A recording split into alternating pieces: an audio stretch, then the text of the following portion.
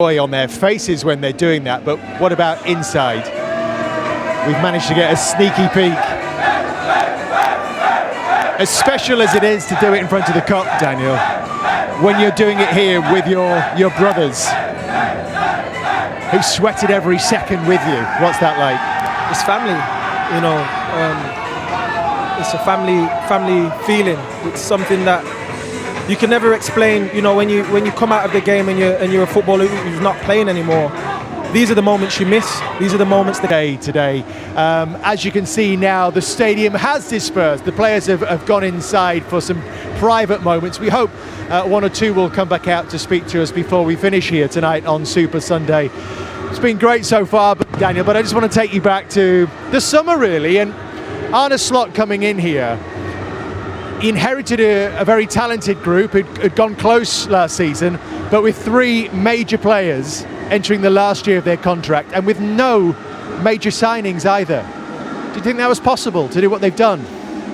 I don't think anyone would say, if they're being transparent, that they thought this would be possible. I think the way in which he's not just managed, you know, the responsibility of keeping things calm around the club with contract negotiations and different things that, you know, sometimes people get a little bit, you know, anxious about, and he dealt with that perfect.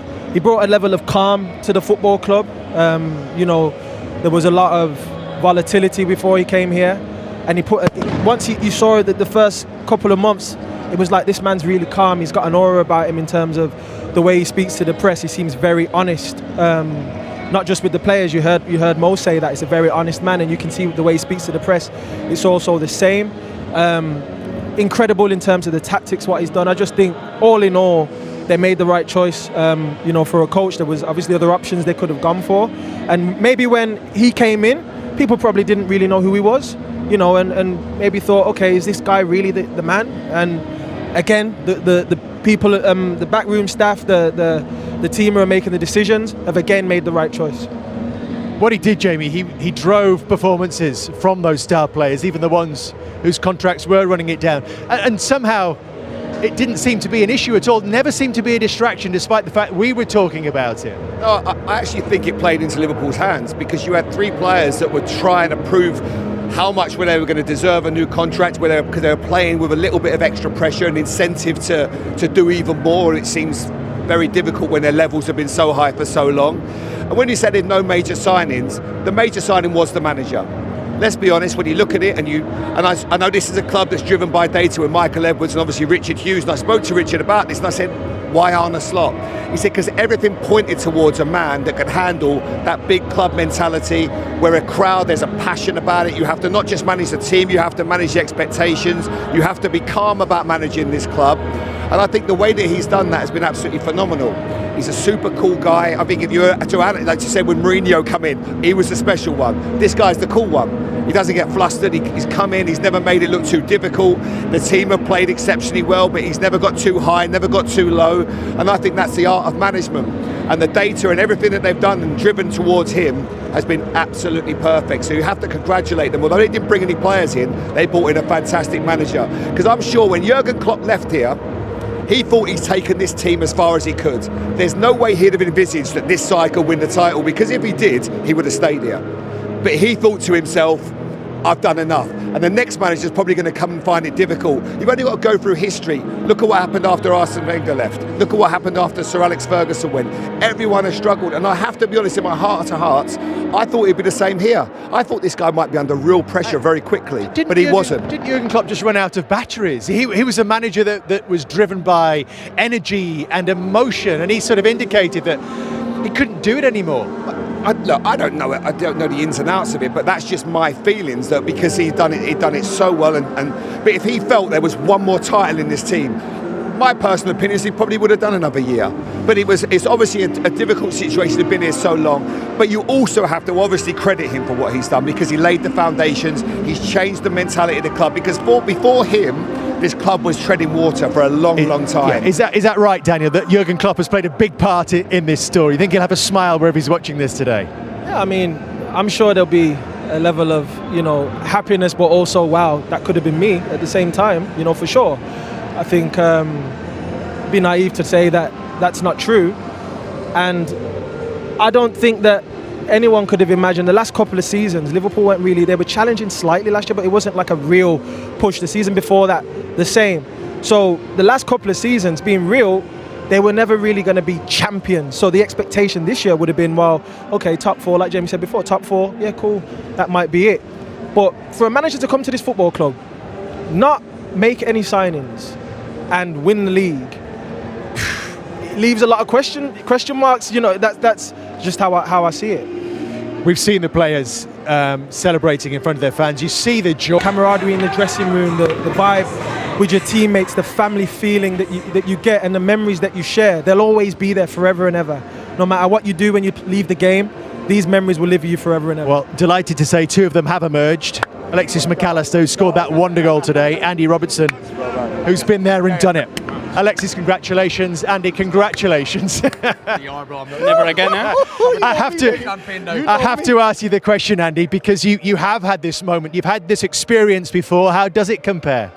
Yeah, look, obviously, you know, the last time we won it was a strange time, but I suppose we kind of got that feeling against Man United at home when it was pretty much done at that point. I think we went 16 or 19 points clear, but it's not like quite clinching it. And then obviously the world paused, and it was quite unique the way we did it, and we enjoyed it, of course we did, but you know, you can't beat, you know, what we experienced today, how we came into the ground, the fans during the game, the fans after the game, and you know, nothing quite compares to that. So I'm glad we managed to experience that way as well. Alexis, your experience of the last couple of years doesn't get much better, does it? Yeah, not bad. To win a World Cup and now a Premier League is something really special. Yeah, two achievements that I really enjoy, but it wouldn't be possible without my teammates. They are the most important thing for me, and I'm just one part of the puzzle. How special are they? Tell us. Yeah, they are really special. I think this team is really good. I think last year we showed it, but it wasn't enough at the end, and this time we made a big difference. Something really special, and hopefully this week we can enjoy it. How good did that one feel today, coming off that left foot like a rocket? It was really good. I don't think I'm gonna score that one again, but I said the same against Fulham when I scored a nice goal, and after I scored a similar one, so it wasn't bad. I remember, I'll take you back a couple of years. We stood at the Amex, you and I, after a game. I think you scored it. It might have been Manchester City. I think it was Man United when Manchester I scored the penalty. That's right, and we were talking, and I could sense that you were coming here. How pleased are you that you made that decision? Really pleased. I think it was the right decision for me. Not just because of my teammates, but the club, the city. I think is something amazing, and I'm really enjoying my time here. It was the right decision, and I always thank Jurgen because he was a really important part, and Julian Ward as well. Robbo, I'm sure you're buzzing. I can see the elation on your face, right? You know what I mean? What's the difference between this squad and the squad that won the Premier League the last time? It was better lads back then, Sturge. No, look, it was obviously a different style of play. I think obviously you were there at that time, and it was you know, kind of high energy, high press, whereas this team's a bit more controlled, and yeah, but it's two very different teams. But I think from the manager's point of view, the key things are still the same in terms of counter press high up, get the ball forward and try and create and try and get it to the dangerous players. So I think that's always been key, and you know, the consistency's been there for both teams, to be fair to us, and that's why we got over the line at the end of the day this season. It's been our consistency that's got us over the line week in, week out. We've always showed up, maybe a couple of slips but nothing mad, and that's why, you know, you get to seal it so far ahead. Andy, I've been sitting on the statistic all day. You are the third multiple Premier League title winning Scotsman. You know who the other two are? Darren Fletcher, I'm guessing. Is one, 10 years ago.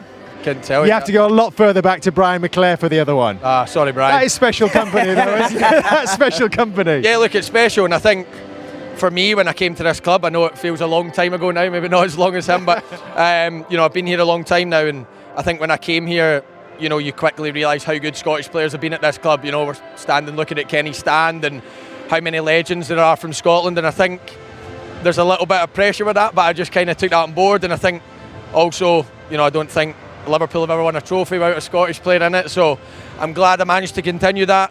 You know, I won't be anywhere near Kenny, but I'm glad that I've won, you know, a few trophies here, and I'm just delighted I can kind of carry that forward. What a servant, 2 Premier League titles, and you have a little job to do before you leave us, because Alexis was the player of the match. Congratulations. Not the biggest trophy that you're going to receive in the next few weeks, but still. A really important one. I think today was a really important game for us, so it's good. Congratulations. Thank you for coming back out to speak to us as well. Enjoy the rest of your celebration.